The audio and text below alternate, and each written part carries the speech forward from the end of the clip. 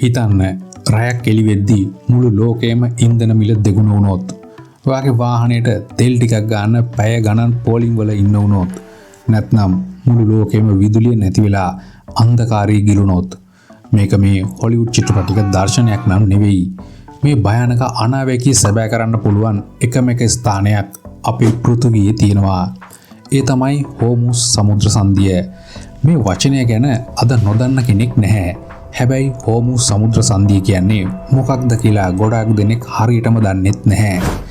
අද විශ්මිත ලෝක තුලින් අපි විමසා බලන්නේ ලෝකයේ ආර්ථික හදවත වගේ සැලකෙන ඕනෑම මොහොතක තුන්වන ලෝක යුද්ධයකට පවා මුල් විය හැකි මේ මාරක දොරටුවේ රහස් ගැනයි.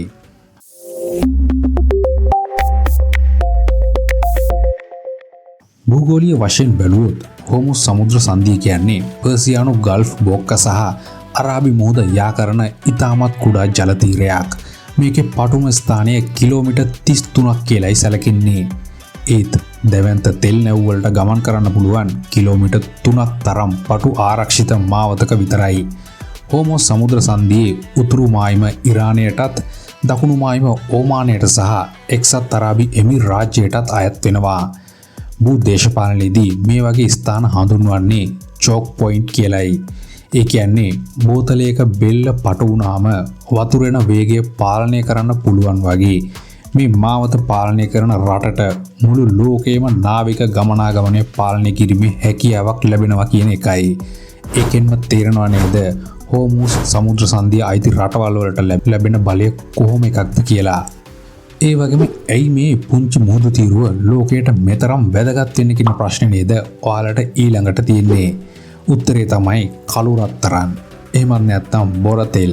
ලෝකයේ මුහුදු මාර්ගයෙන් ප්‍රවාහනය කරන මුළු තෙල් ප්‍රමාණයෙන් 30%ක්ම ගමන් කරන්නේ මේ හෝමුස් සමුද්‍ර සංධිය හරහායි. ඒ කියන්නේ දවසකට බොර තෙල් බැරල් මිලියන 21ක් සෞදි අරාබිය, ඉරාකය, කුවේටය සහ එක්සත් අරාබි එමිර් රාජ්‍ය තමන්ගේ ප්‍රධාන ආදායම ලබන්නේ හෝමුස් සමුද්‍ර සංධියෙන්. ඒ විතරක් නෙවෙයි. ජපානය, චීනය, ඉන්දියාව සහ දකුණු කොරියාව වැනි රටවල් තමන්ගේ බල ශක්තිය අවශ්‍යතාවෙන් වැඩි ප්‍රමාණයක් සපුරා ගන්නේ මේ හරහා එන නැව් වලින්. අනිත් පැත්තෙන් කටාර් රාජ්‍ය එයාලගේ ස්වාභාවික ගෑස් ලෝකයට යවන්නෙත් මේ දොරටුවෙන්. ඉතින් එක දවසකට මේ මාවත අවහිර වුණා කියන්නේ මුළු ලෝකයේම කොටස් වෙළඳපොළ කඩා වැටෙන්න ඒක හොඳටම ප්‍රමාණවත් දෙයක්. හෝමුස් සමුද්‍ර සංධියේ වැඩි කොටසක් පාලනය වෙන්නේ ඉරානයට අයත් මුහුදු සීමාවෙන්. මේ නිසා තමයි අපිට නිතරම ඉරානයෙන් එන නිවුස් ආන්න ලැබෙන්නේ. බටහිර රටවල් සමග විශේෂයෙන් ඇමරිකාව, ඊශ්‍රායලය එක්ක ඇතිවන ගැටුම් වලදී ඉරානය නිතරම භාවිතා කරන ප්‍රබලම අවිය තමයි හෝමුස් වහලා දානවා කියන තර්ජනය.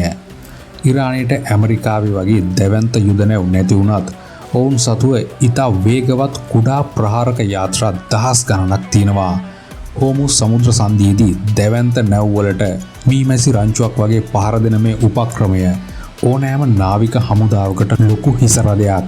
මේ තර්ජනය නිසාම ඇමරිකානු 5 වෙනි නාවික බලඇණිය සහ ජාත්‍යන්තර ආරක්ෂකාංශ පැය 24 පුරාම හෝමුස් කලාපේ සීරුවෙන් ඉන්නවා. දැනට සතියකට විතර කලින් හෝමුස් විවෘත කරන්නත් ආයි දින දෙකකට පස්සේ වසා දානවා කියන්නත් ඉරානය පස්ස ගැව්වේ නැහැ. මෙන්න මේකට හේතුව තමයි ඔවුන්ට හෝමුස් වල තියෙන අසීමිත බලය.